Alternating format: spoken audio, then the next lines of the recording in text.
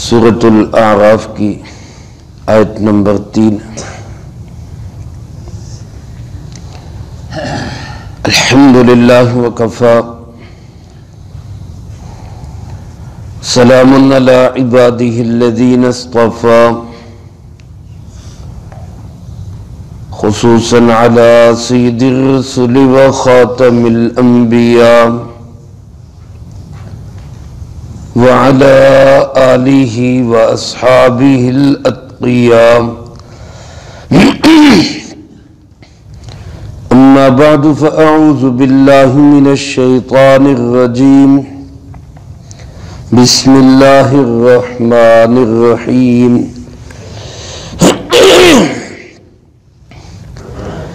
اتبعوا ما انزل الیکم من ربکم ولا تتبعوا من دونه اولیاء قلیلا ما تذکرون۔ اتبعوا ما انزل الیکم من ربکم، پیروی کرو اس پیغام کی جو اتارا گیا تمہاری طرف تمہارے پروردگار کی جانب سے۔ وَلَا تَتَّبِعُوا مِن دُونِهِ أَوْلِيَاءَ، اور مت پیروی کرو اس کے علاوہ اپنے دوستوں کی۔ قَلِيلًا مَا تَذَكَّرُونَ، بہت کم ہو تم جو نصیحت حاصل کرتے ہو۔ اس سے پہلی آیت مبارکہ میں قرآن کریم کی حقانیت کا بیان تھا۔ قرآن کریم اللہ تعالیٰ کا آخری کلام ہے انسانوں کی طرف، سچی کتاب ہے، لا ریب اور لا شک کتاب ہے۔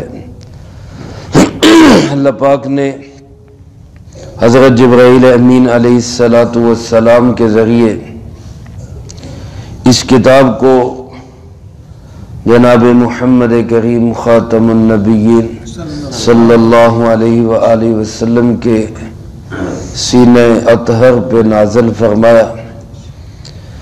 آپ علیہ السلام نے ایک ایک حرف اپنی امت تک پہنچایا، اور پھر امت میں صحابہ سے لے کر آج تک رضی اللہ تعالیٰ عنہم اجمعین یہ قرآن سینہ بسینہ ہم تک پہنچا ہے، اور آج بھی اس کی ایک زبر زیر پیش کسی حرف کے نقطے میں بھی کوئی فرق نہیں پڑا۔ جس طرح یہ لوح محفوظ میں ہے، جس طرح یہ جناب محمد کریم صلی اللہ علیہ وسلم نے امت تک پہنچایا، اسی طرح آج بھی امت تک یہ پہنچ چکا ہے اور آئندہ بھی پہنچتا رہے گا۔ میرے محترم دوستو، قرآن کریم کی حفاظت کی ذمہ داری اللہ تعالیٰ نے خود اٹھائی ہے۔ پچھلی کتابیں، پہلی کتابیں تورات حضرت موسیٰ علیہ السلام پہ نازل ہوئی، حفاظت کی ذمہ داری امت کی تھی۔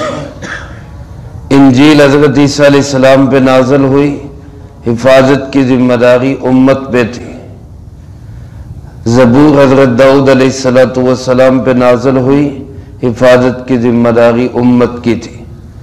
بہت سارے انبیاء علیہ السلام پہ بہت سارے صحف نازل ہوئے، حفاظت کی ذمہ داری ان کی امتوں کی تھی۔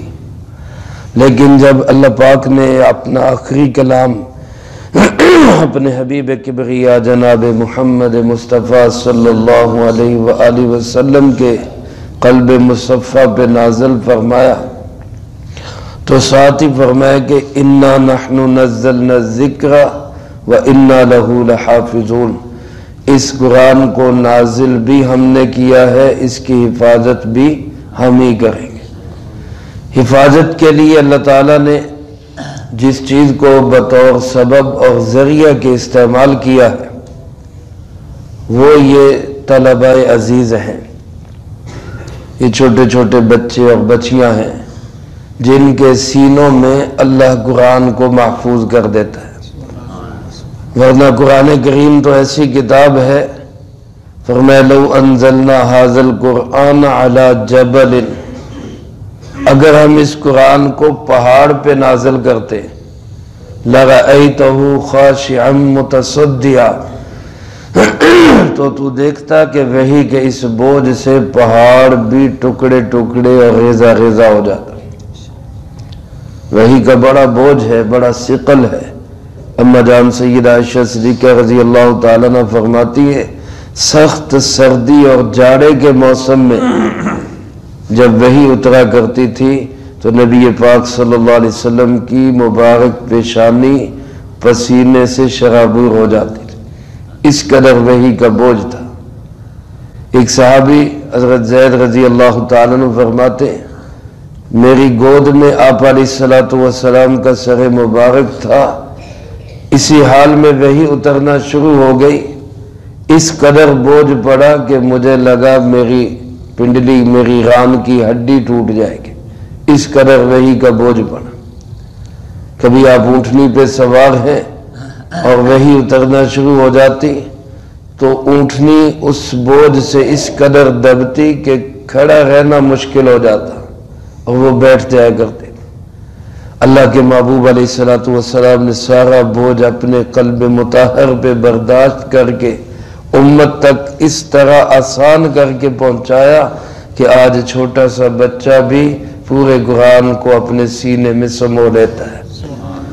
میرے عزیز دوستو، اس کتاب کے نازل کرنے کا جو اصل مقصد ہے وہ ہے اس کا اتباع، اس کی پیروی کرنا، اس کو اپنا امام بنانا اور اس کے مطابق اپنی زندگی گزارنا۔ اتبعوا ما انزل الیکم، اتباع کرو، پیروی کرو اس پیغام کی جو تمہاری طرف اتارا گیا، اور اتارنے والا بھی کون ہے؟ من ربکم، تمہارے رب کی طرف سے۔ رب کہتے تربیت کرنے والے کو، جس ذات نے تمہاری تربیت کی، جس نے تمہیں پالا پوسا بڑا کیا، جوان کیا، طاقت اور قوت دی، وہ ذات تمہاری ضرورتوں کو تم سے بھی بہتر سمجھتی ہے۔ ہم انسان اپنی ضرورتوں، اپنی خواہشات، اپنی چاہتوں، اپنی امنگوں کو اتنا نہیں جانتے جتنا ہماری تمناؤں، خواہشوں، امنگوں، ضروریات کو اللہ جانتا ہے۔ تو جس اللہ نے پیدا کیا، پرورش کی، پالا، جوان کیا، تمہاری ضرورتوں کو پورا کیا، وہ سمجھتا ہے کہ اس کتاب پہ عمل کرنے میں ہی تمہاری خیر ہے، اس لیے اس نے تمہاری بہتری اور بھلائی کے لیے تمہیں یہ کتاب دی کہ اس کے مطابق چلو۔ وَلَا تَتَّبِعُوا مِن دُونِهِ أَوْلِيَاءَ، اور اس کو چھوڑ کر اپنے یاروں کی، اپنے دوستوں کی، اپنے رسم و رواج کی، اپنے کلچر کی، اپنی دنیا کی خواہشات اور لذات کی پیروی مت کرو۔ اولیاء میں سب داخل ہے۔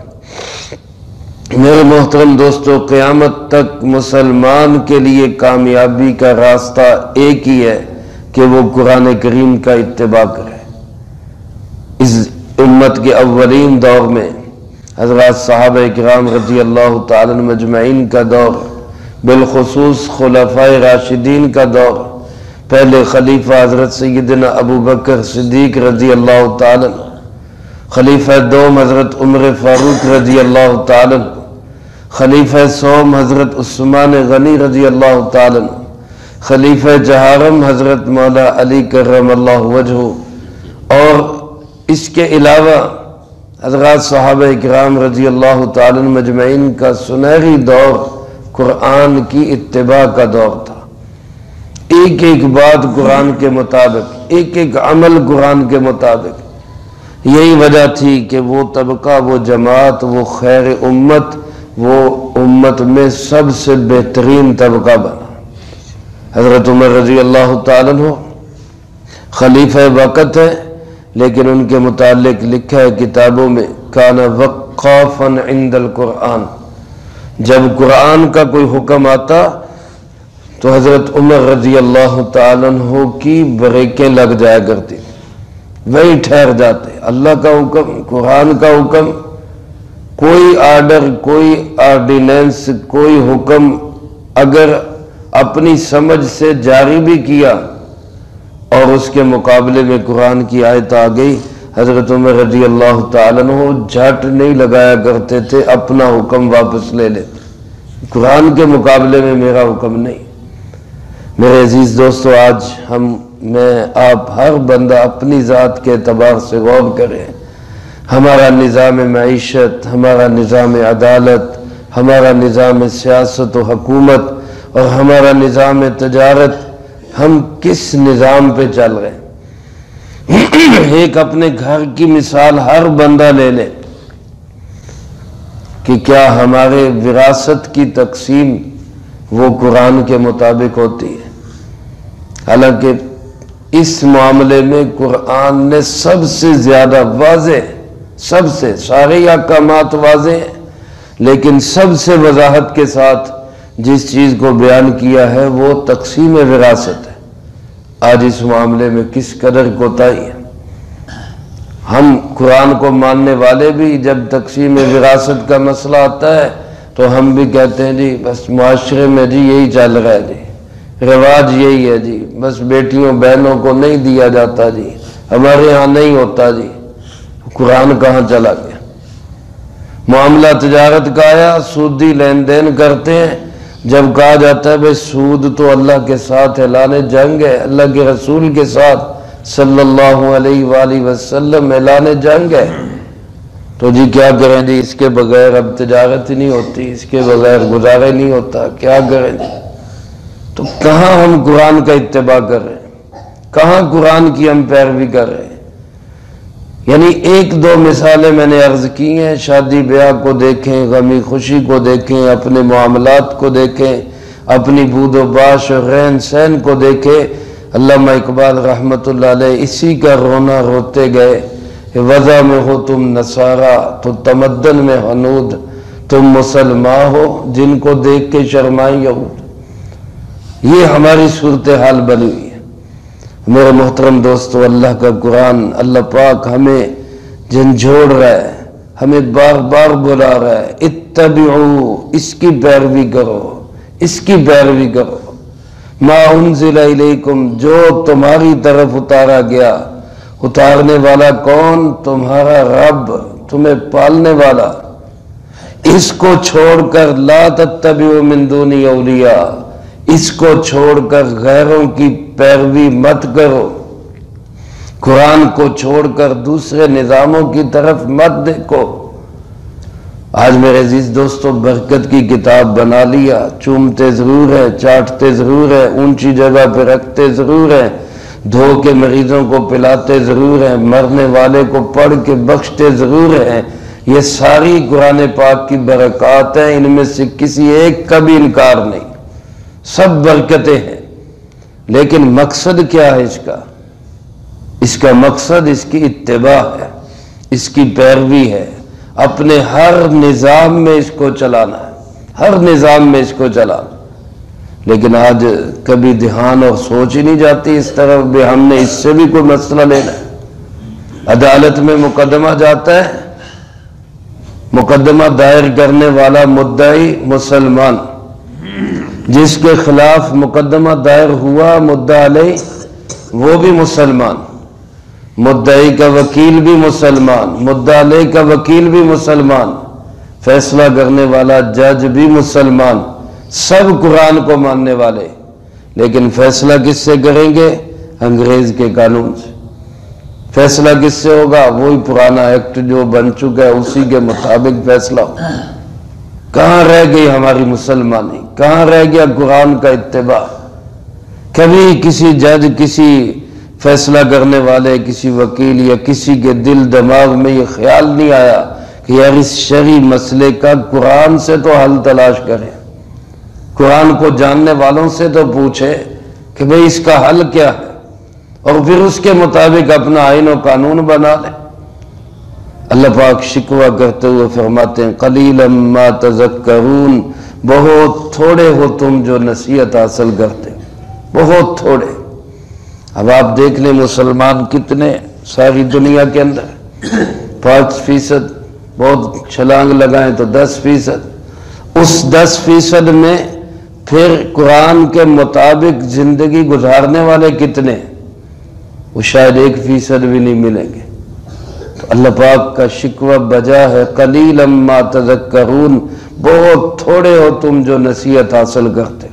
ایک وقت تھا 100% امت قرآن پہ قائم تھی، 100%۔ اس طرح قائم تھی کہ اماں جان سیدہ عائشہ صدیقہ رضی اللہ تعالیٰ عنہ سے پوچھا گیا کہ حضور نبی کریم صلی اللہ علیہ وسلم کا اخلاق کیا ہے، آپ صلی اللہ علیہ وسلم کی صفات کیا ہے؟ تو وہ فرماتی کان خلقہ القرآن، سارا قرآن میرے نبی کا اخلاق ہے، سارا قرآن میرے نبی کا اخلاق۔ یہ اگر قرآن صفوں میں ہے، حروف میں ہے، تو وہ چلتے پھرتے قرآن تھے۔ میرے عزیز دوستو، آج ہماری اصل بیماری کی جڑ یہی ہے، ہم نے قرآن سے منہ موڑ لی۔ میں آپ کم سے کم اپنے اعتبار سے نیت کریں کہ انشاءاللہ ہم اپنی زندگی کا ہر معاملہ قرآن کی اتباع میں پورا کریں گے انشاءاللہ، اور اس کے نظام کو ساری دنیا میں چلانے کی ہم جد و جہد کرتے رہیں گے۔ چلانے والا اللہ ہے، کوشش ہمارے ذمے ہے، وہ کوشش ہم جاری و ساری رکھیں گے، کہو انشاءاللہ۔ اللہ مجھے آپ کو سب کو اس کی توفیق نصیب فرمائے، جو کہا سنا اس کو زندگی میں لا کے دوسروں تک پہنچانے کی توفیق عطا فرمائے۔ اللہم لک الحمد کما ینبغی لجلال وجہک وعظیم سلطانک، اللہم لا احصی